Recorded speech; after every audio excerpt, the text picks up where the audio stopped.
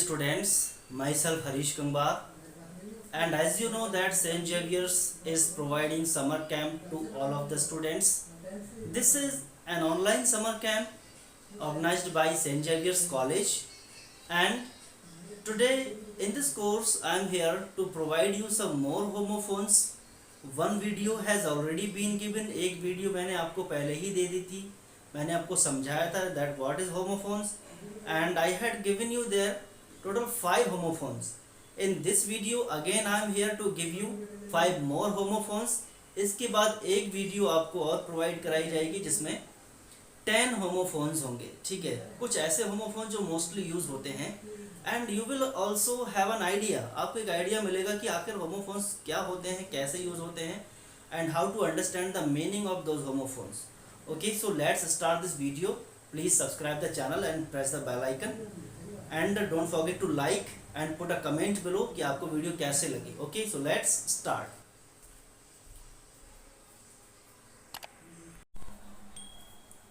Hello everyone, once again welcome back to my channel. Myself Harish Kangbar, and today I am going to discuss about an important topic, that is homonyms, or you can say homophones, जिसको कभी कभी homonyms बोला जाता है, and कभी कभी हम उसको homophones भी बोलते हैं. इसका फर्स्ट पार्ट मैं ऑलरेडी डिस्कस कर चुका हूँ, जहाँ पर मैंने आपको दिए थे 5 काइंड्स ऑफ, जो 5 वर्ड्स दिए थे मैंने homonyms के. Today I am again going to give you next 5 homonyms, and इनको जानना क्यों ज़रूरी है. You have to know these words because you may get confuse sometimes while writing oral things.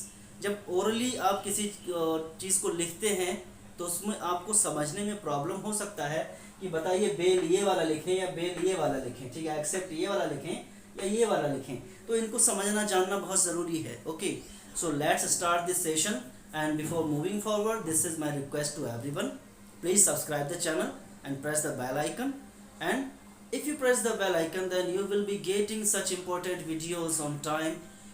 सबसे पहले आपको नोटिफिकेशन मिलेगा, और नोटिफिकेशन के थ्रू सबसे पहले आप ऐसे इंपॉर्टेंट वीडियोस को देख सकते हैं. Okay, so once again I start and tell you what is a होमोनियम.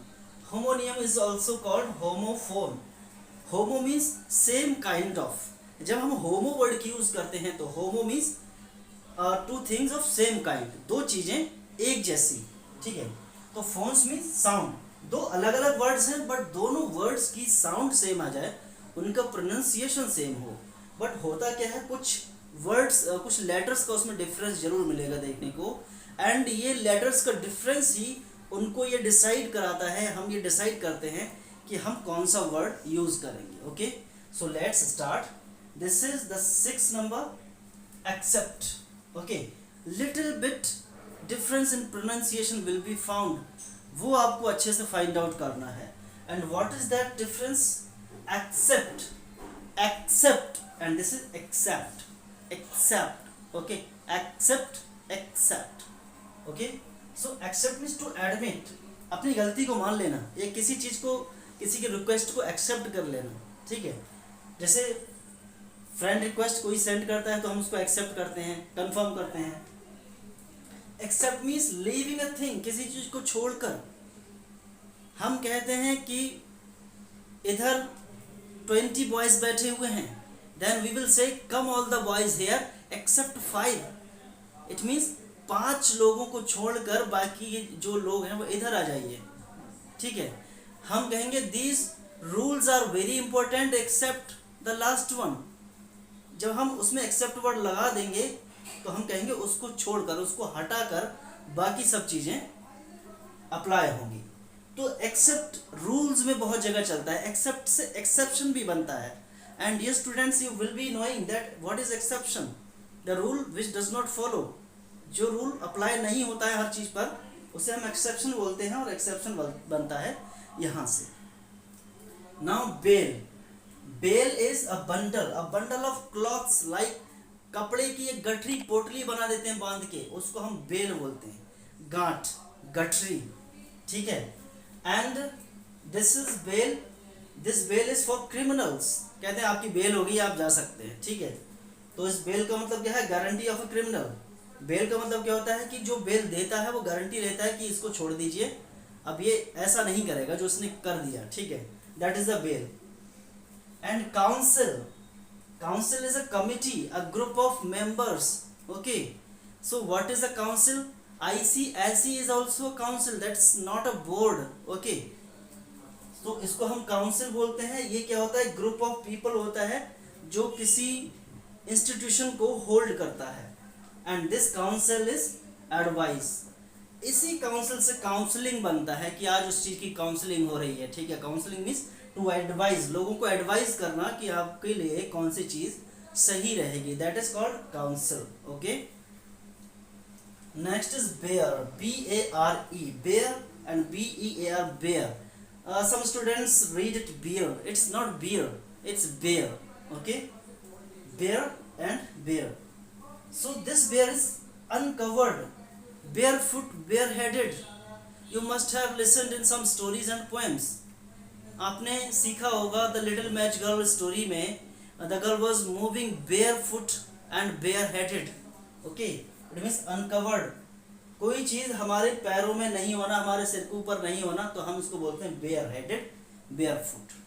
And bear means an animal, you must be knowing, bear क्या होता है? भालू, ठीक है, that is bear. And at last dear, oh my dear, okay. So dear means the person whom we love, जिसको हम love करते हैं, जिसको पसंद करते हैं, जो हमको बहुत अच्छा लगता है। या कोई भी चीज कहते हैं this phone is very dear to me, तो ये चीज को भी हम क्या बोलेंगे? Dear.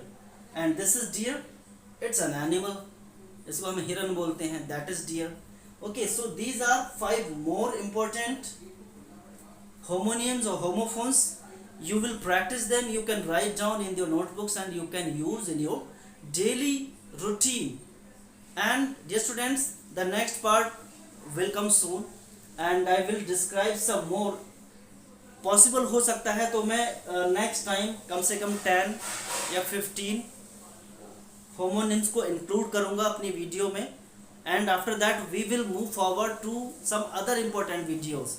I hope you will be liking this session, so please like it and put a comment below and just suggest me what kind of class you want from me। And this is my humble request, please subscribe the channel, share with your friends and the needy students, okay। Thanks for watching।